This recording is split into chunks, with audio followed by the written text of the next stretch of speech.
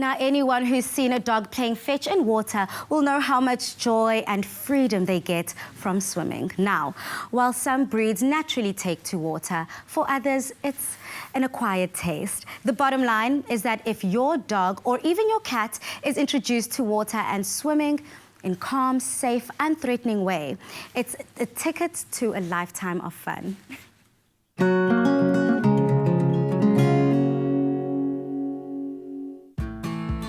During the hot summer months, we all love to stay cool by swimming.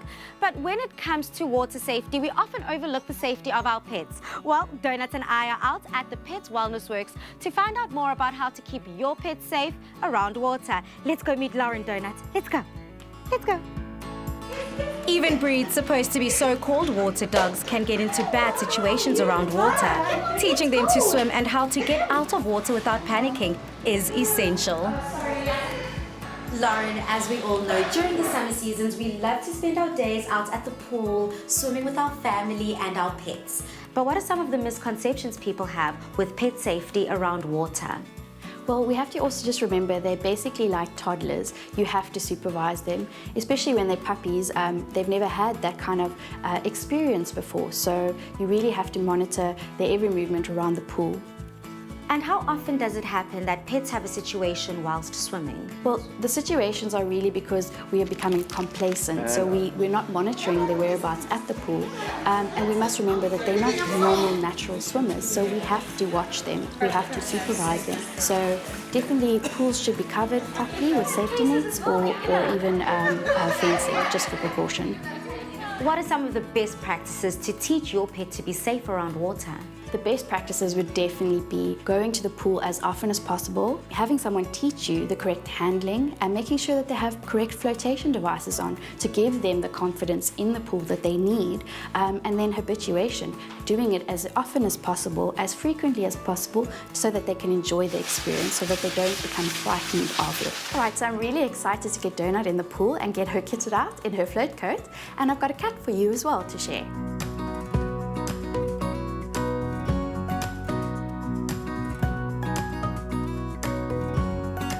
Lauren, you've already touched on the best practices of keeping your pets safe around water. But how do you introduce your dog to the pool? So best thing is to get them a flotation device so that you get that on, make them feel confident in the water, helps with their buoyancy as well. Get that onto them, walk them into the water, and make sure you don't pull or tug at them, because that really frustrates them and makes them a lot more anxious and nervous. Once you're in the water, just float around with them in your arms and then maybe start the swimming. Always teaching them to get to the steps where they can feel their feet is the best practice, definitely. Dogs tend to be the more natural swimmers. Would you teach the cat exactly in the same way? Definitely on the same principles, we would use the same methods for cats, but you need to get the flotation coat on. Instead of walking them into the water, you probably carry them into the water, making sure that they can feel your body all the time, your breathing. That helps to reassure them and give them confidence. Other than cooling down, what are some of the benefits of swimming with your pets?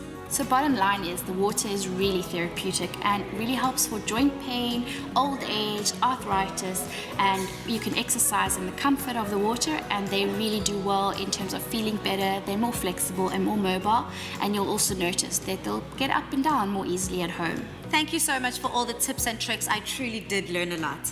Make sure that your pet is water-wise this summer so you can enjoy long days with them in the pool, at the beach, or at the lake.